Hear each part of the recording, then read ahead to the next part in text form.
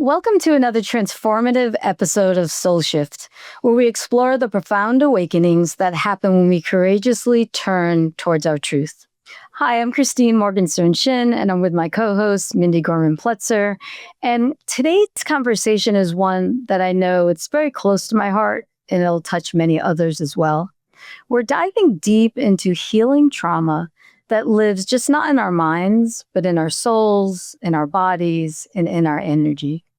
I'm honored to welcome Heidi Lyne, an energy healer, a light worker, and divine channel who specializes in helping high-achieving, empathetic women heal from narcissistic abuse and developmental trauma.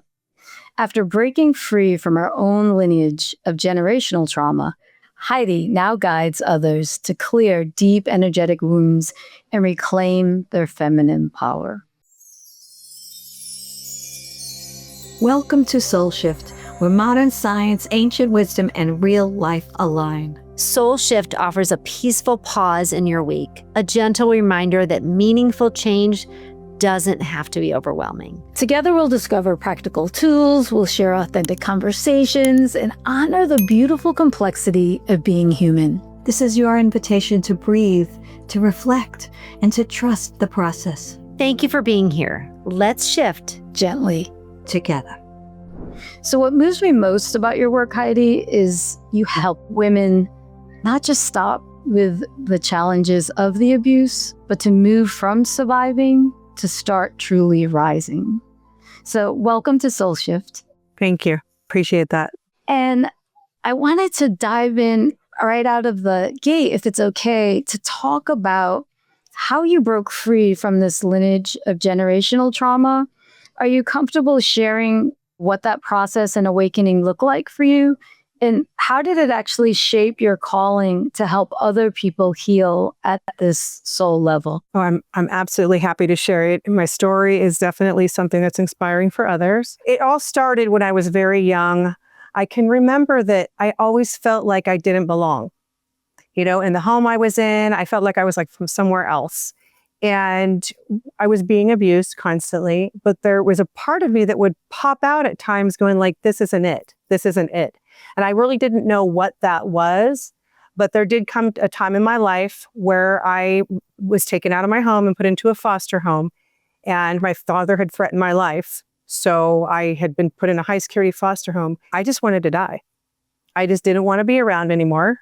I was going to have him actually killed and then take myself out. I thought, I'm done with this world. I'm out. And what happened was I had left my foster home and gone to live with my mother's sister and their family. They sent me to a hypnosis session. And it was a great lady. I remember her name was Leanne. And after the third session, it was like my mind shifted. I was not hell-bent on leaving this world and being done. I was like, wait a minute, I think I can live. And I just started seeing opportunities. It was like the whole wiring that was going on in my subconscious had changed. And at that point, it was like, well, if I'm going to live, I'm obviously not going to follow through with killing someone else. That would destroy my life. And from that moment on, I got on this, I don't even know how to explain it. It was like a mission to heal myself. And I did everything I could possibly do. Everything from, theta healing. I did NLP, the Tony Robbins stuff, the breaking of the boards. I mean, you name it, I've done it and probably have a certification in it. And through all of that, I realized that, what was happening to me was something that was programmed in me. And that's where I started learning about what developmental trauma is.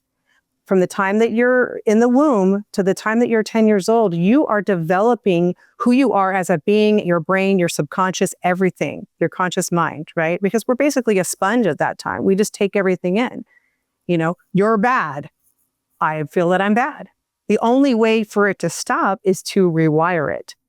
Now put in physical abuse and emotional abuse and, manipulation, all these types of things. All of a sudden, you don't even know who and what you are.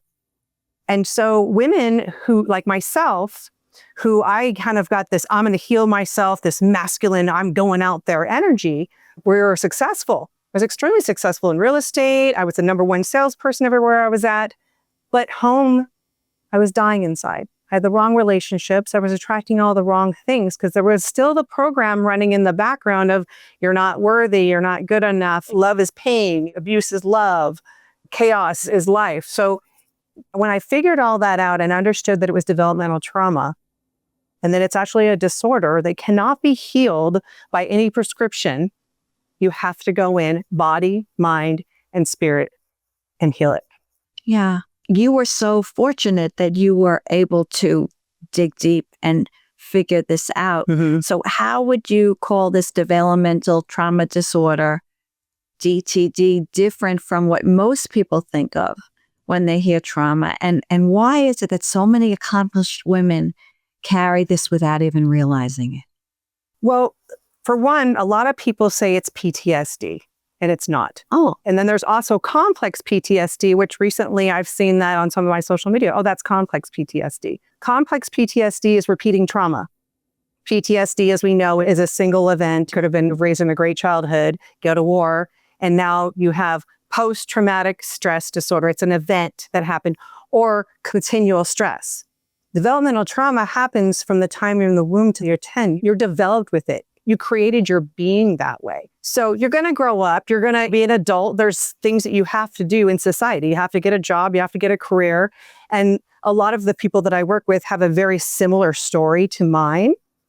But everybody has their story on how they've built themselves, right? Some people, they're cowering more. They're more people pleasing. Other women are very strong and successful and overpowering. They're using their masculine energy way too much because they're always in survival mode. Wow. Right?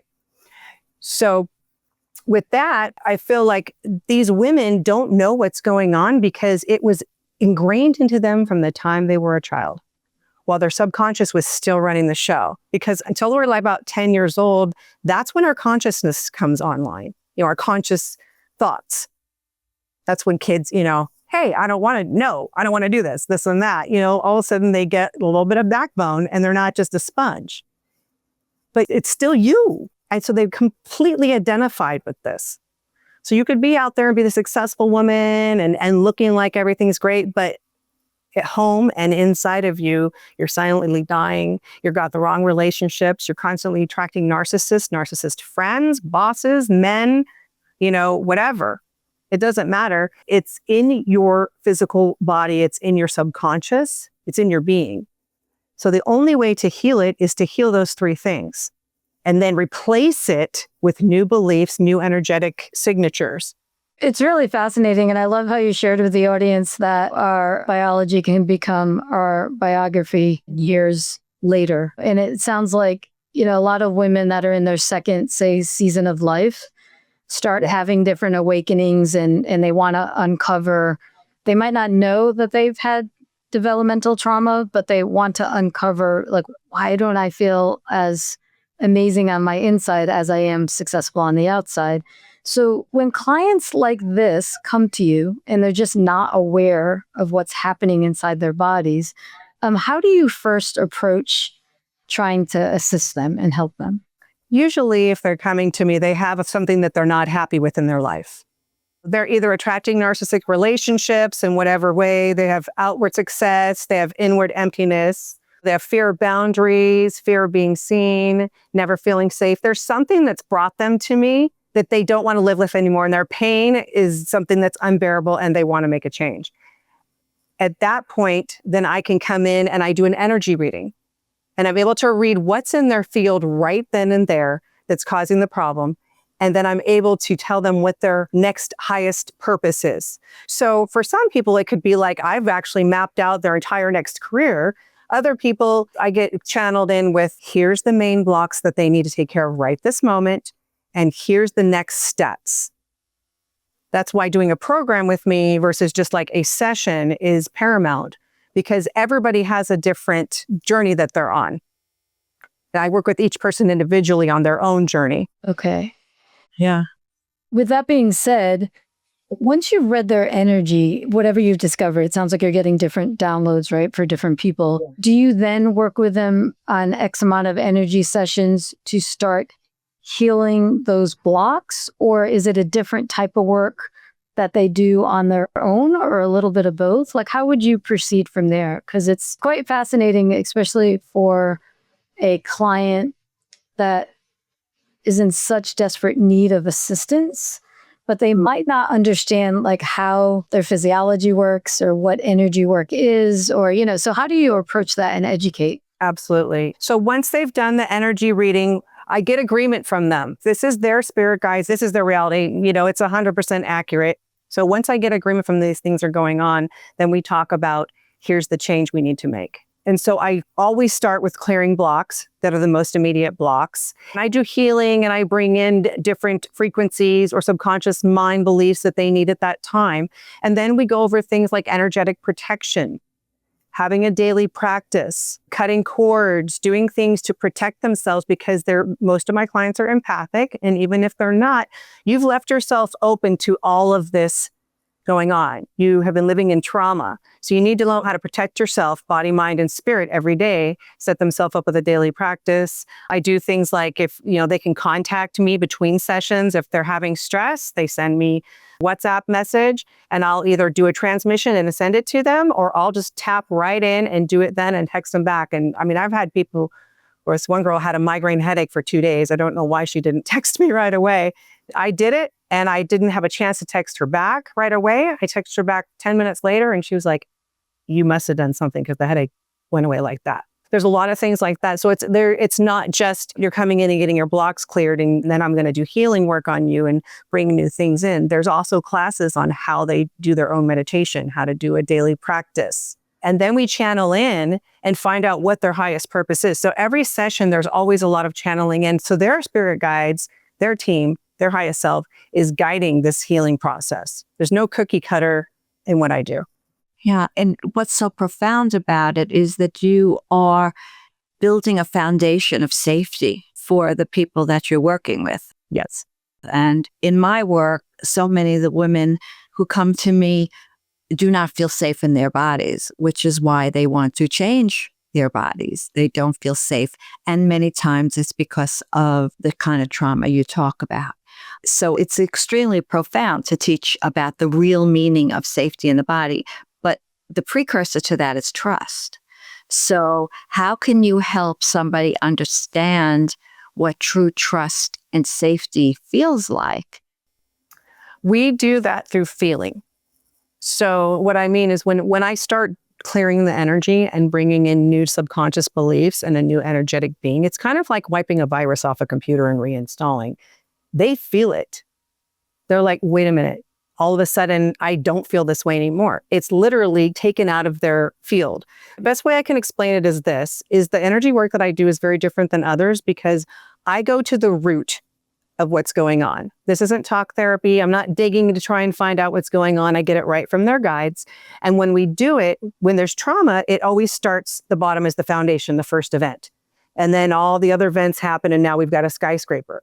I don't go peeling it off like an onion from the top. We take it right out at the foundation. And that is like what you're talking about. There will be integration because the migraine headache, that was because so much was taken out so quick. She was flying on air for one day and then the next day she had a migraine because her body's still integrating it.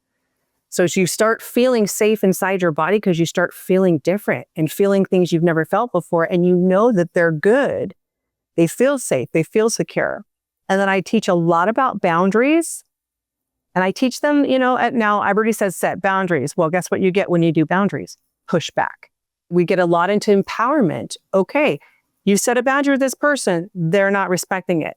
Is this pushback because they're not used to it? Or is this pushback because this is someone who needs to be eliminated from your life? Self-love and self-worth and self-security is more important than any relationship with anybody.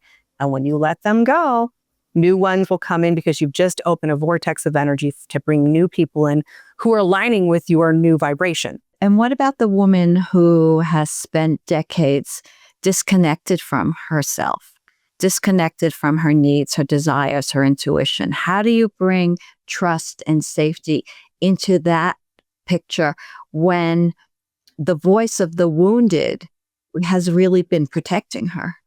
I do have some clients that have been very, very wounded. And I would say again, I tap into their guides to find out what the information is that I need to give them in the highest and best way, because everybody's going to have a different thing. There's going to be some who are wounded this way, some who are wounded that way. She feels unsafe because of this. It can't just be, I'm going to make you feel safe because. I need to find out what's making you feel unsafe first. What is that block? What is that belief? So that we can work on healing that, changing that, and putting in the new, stronger belief. And then I give them the support of, okay, let's say it's setting boundaries. Then I give them the support. Okay, set that boundary, text me back, tell me what happened. So they've got me by their side to help them through the hard things, to keep them feeling safe within themselves and within their body. It just happens throughout the process, and everybody's different. Some people, that safety may not be their thing. It may be being seen. Right. Somebody doesn't feel heard, and that's their big trauma. It's whatever makes them feel safe, but it just kind of happens as a result of taking out the old programs and the old energy and replacing it with new ones, their safety and security. One thing I'm called to tell you guys right now, my guides say, one of the biggest things for me was as soon as I started doing this work on myself and started to feel safe and secure, it was so easy for me to not be triggered by anything anymore. And things that I used to be triggered by, even just telling a story of my childhood before, I would cry my eyes out. Those things aren't in my energetic body anymore. It's not that they're not emotional things and they're not moving. It doesn't affect me. I'm not triggered by it. So once you actually clear this energetic signature out of someone's being and you clear those thoughts, the subconscious wiring that's attached to it, it doesn't live anymore. It's non-existent. Which is really fascinating. And I understand the quantum physics behind it. Like, it almost feels like magic, but it's science, right? But the point is, like, once you shift their frequency and they're actually, we'll just say free, like kind of clean slate. And then it sounds like you're layering in behavioral change skill sets to teach them, whether it's releasing the people pleasing or setting boundaries or what have you. Do you then also teach them some type of practice so they can just kind of layer skill set on skill set so they can build their emotional resilience? Or how does it work? I'm curious. So I have a core of classes in a Brute program I'm creating right now, a core of things that everybody pretty much has. Everybody has their own different thing. So what I do is I teach them the core things, like how to clear their energy, how to meditate, the daily practices that I know work for people who are clearing developmental trauma and rebuilding themselves and becoming a sovereign being, right? Because it's not like it just happens on day one and you can recreate things. So we have to create a stable new building. But then there's also things that come in, like, this woman needs this. She needs to say affirmations in the mirror every day, and I'll make them put sticky notes up. Then I'll get someone else needs to do something else. She has to journal every day, because everybody has their different thing that they need. But there is absolutely, classes and training that I do. But once everybody's got the core stuff, there's always things that's going to be specific to each individual person that's really going to work for what they need. And then I'll bring those in. And I just never know what it is. It's always very powerful. Are you getting readings from your guides, or are they discovering this themselves and building that autonomy, or a little bit of both? At the beginning, I'm doing all of the reading. I work with my guides. I tap into their guides. I just did a reading the other day, and it was funny because I had several different guides coming in, and I have them speak through me, and I have something that records it. So it was funny because there are different voices, and there was different energies. This one was really soft. The other one was very stern with the client. You have to do this. You have to do that. I'm like, oh, that must be your grandma, But those things come in through me at the beginning. Then we get to a point where I have lifted their frequency up to more of where they're supposed to be in life. And when they're there, where they're ready to move on, then I'm going to teach them how to channel. And that's one of the biggest things. I want these people to be self-sufficient when they're done working with me, that they can do this on their own. If they'd love to come back for a session or become part of, my alumni program, great. But I want them to feel like my life has changed and I can do this. That's part of the empowerment, the female empowerment, the feminine power that they get from that. And it's easy to teach them how to channel because I open it up for them and I teach them practices and we go back and forth. And that makes me think about embodiment in addition to empowerment. To think something and to internalize it and live it are two very different things. So again, we're going back to the trust and the safety issue. How do you help people bring together the body and the mind? Well, as we're going through the process, they'll be getting practices that they need to do in their life. And like I said, it's so different for each person because, it's not cookie cutter.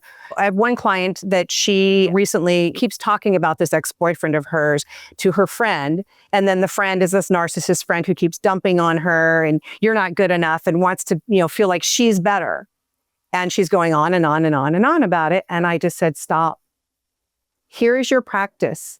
Do not respond to her. Do not at all. I'm not telling you to cut her out of your life. I said, you send her something, she comes back with that, do not respond. That is a huge boundary. And you need to set that. And then as soon as you do that, I want you to message me and let me know what happens.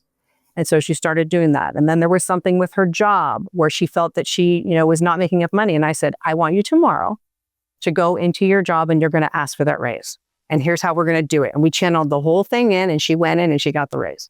There's things that come through for them to do in their life. Again, it's one-on-one basis, but there's also just a core program of what works to get them to where they need to be. But everybody's different. Everybody has different challenges and different things going on in their life. So that's part of the support I have with the WhatsApp where they can message me when they need me. For some people, this could be lifelong. Obviously, like you're sharing, it started in childhood in some cases. How long have you seen, just generally speaking, I'm sure it depends on the person, right? But in terms of a healing situation, if someone starts with you, how long is that healing process typically? I would say an average to get to where they need to be, where they can be at least self-sufficient and moving on their own. An average is about 6 months. I've had clients who've gone for a couple months. These are also people who I've met in other healing circles and such and just kind of needed a boost. But 3 months, if someone's really, done some work on themselves, that could work. 6 months is definitely what my program is right now, my VIP program. And then a year for someone who really, really needs it. But I would like to not be dealing with someone for more than a year. I feel like that would be on their end because I do believe in accountability and responsibility for your own healing. If someone's going over a year, they're not doing the work. And I absolutely say this is a co-creation process. I'm not here to just do all the healing work and you get to just sit down.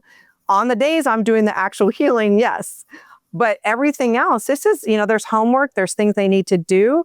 They really have to want to heal themselves and be an active participant in the process. That's where the embodiment comes in, right? Yeah. Heidi, as I'm listening to you, I'm thinking about the driven, successful woman, right? Now, very often, that voice of the wounded is there to help her survive. Absolutely. Right? Very often, it's a solution more so than the problem, right? It becomes the problem when there are consequences. So how do women navigate the challenge of healing while still functioning in their daily lives when they're used to pushing through and surviving? Yeah, that's a good one. Well, I'd say obviously, they're going to have to set this and time block this into their schedule for the healing days we do the healing things. And the work that they need to do, it's not that long. Like for me, I say 10 to 15 minutes of daily practice in the morning to clear everything out, set you up and get you into an energetic state that you're going to be able to function in the day. That's all it takes. And then there's other little homework things. But they need to set these things into their schedule. This should not be like I'm doing this work all day long. It needs to be a new mindset, a new way of being. And so it might take a little while for them to get to that. The girl that texts me and says, oh, well, my friend, this, that, and other thing. I said, stop. We're not doing that. We're not people pleasing. We're not doing this because she wants to be your friend. No, you're not going to talk to her anymore because she is draining your energy. And she says, okay. And then she moves on to the next thing in her day. And I'll get a text about, the boss did this. So it's just, trying to work it into your life easily and effortlessly because the fact that unless they're doing an actual healing session with me, which is an hour to an hour and a half, usually depending, spirit takes that time, These are little things, nuggets that they're doing throughout the day and throughout their life. And these are new ways of being that they're placing into their life. So it's going to take some time, but it's not something that they need to focus on. And do you find resistance from women who are afraid that they'll lose their drive if they change their identity? Yes. Yeah. Yeah. I could see that. Yeah. And what I explain to them is, as a woman, you have an amazing power. I talk about the feminine empowerment and the divine feminine energy. I've even gotten to the point where I'm like, we literally create life. We are portals of creation. And you're over here using this doing energy, masculine do energy, and getting nowhere fast. When all you have to do is be, listen to your guides, listen to what they're telling you, and then act with guided action. It's really simple. You're doing too many things that don't need to be done. And when they start really embodying that, they see that their life starts working for them. They're like, wait a minute. Oh, I'm just always doing to do because that's what I had to do because I was in survival mode all the time. And it is a big shift and it is very scary, but I hold their hand through it. What's probably real fulfilling is when they start feeling the things and they get the phone call and the door opens and with them, how did this happen? I didn't even try, that type of thing. They start becoming in their flow, right? I'm sure that's probably the light bulb switch for them. Yes, I've had some people who have been really in the dumps. I want to share a story with you about a girlfriend of mine who had tried to commit suicide. She was high-powered, worked for a high-powered company. I probably can't mention it right now. She was used as a scapegoat. She's always been, top leader of these programs. And she was called from one company to another, thought it was this amazing job. And it was actually, they had manipulated her and she was being used as a scapegoat and she got fired. All along, they knew that they were going to bring her in and make her the scapegoat and fire her. And it just destroyed her. And she stopped working. And next thing you know, she's homeless. And then she's tried to commit suicide. And thank God she was not successful. And I said, you're going to come stay with me. I literally made her come stay at my place and worked on her for 5 days straight. Everything we did. And this is the fastest I've ever had it happen. She went from broken. I didn't even let her on the property without clearing her energy. That was how bad it was. I was like, oh gosh. She started embodying and becoming this. And I'm this super powered woman. I can use my skills for this. The way she was talking and being, and I'm watching her change. And we're sitting outside on the patio the day that she's leaving and literally butterflies were coming and going around our head. I was just like, I'm crying, I'm like, oh my gosh. Within 30 days, she had a friend that was going to take her in where she was living. She went there. Her friend took her in. She had her dream job working for a company that is a nonprofit that helps people. So she had the feeling good part of the job, but also the CEO type powerful woman part of the job, paid her amazing money. She's saving for a house. This all happened in 30 days from her walking out my door.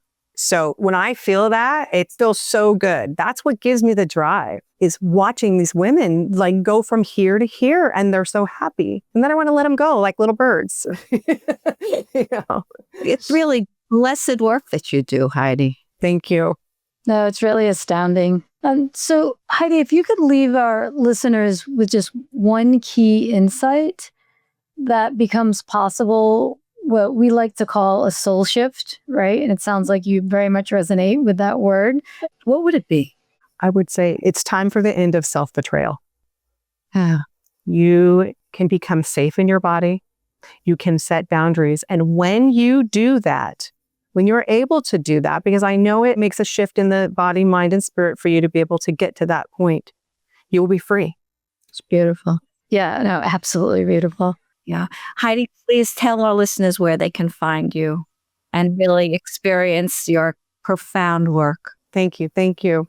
My website is HeidiLyne.com, HeidiLyne.com. And on that site, you can look at what I do. You can sign up for my programs. I'm also doing retreats and workshops. I'm happy to have anybody contact me on the contact form if they have any questions. And I'm also offering a free energy clearing and healing meditation. And that really sets you up for an amazing day. I've had such good feedback from that. So definitely get on there and get that. That's free and we'll stay in touch. Oh, it's wonderful. Thank you so much. I feel like this conversation just really beautifully illustrates how our deepest wounds, especially think about this, from the womb and then being a child, can literally become portals to our greatest gifts as adults, all right? And I mean, I feel like your work reminds us that healing isn't about strictly becoming someone new. It's more about learning how to come home to your true self or your authentic self, however you want to term it, and be able to listen and, like you said, be and live and reinvent your self-worth, like that self-love, that self-compassion piece, and how you're helping support people is absolutely really amazing. That's better lack of a word. It's just very heartfelt, Thank you. And I send you a lot of love for just being so courageous for breaking your generational patterns. Because think about it, if you hadn't done that, you wouldn't be here creating sacred spaces for all the people that you're helping. So thank you for all the work you do. Thank you. I appreciate it. There's definitely something I'm called to tell you. The one thing that one of my mentors told me was the workshop that you're living is the one you're meant to be giving. And I feel that's for all my clients too. They have a highest purpose, and that's how we find it. Beautiful.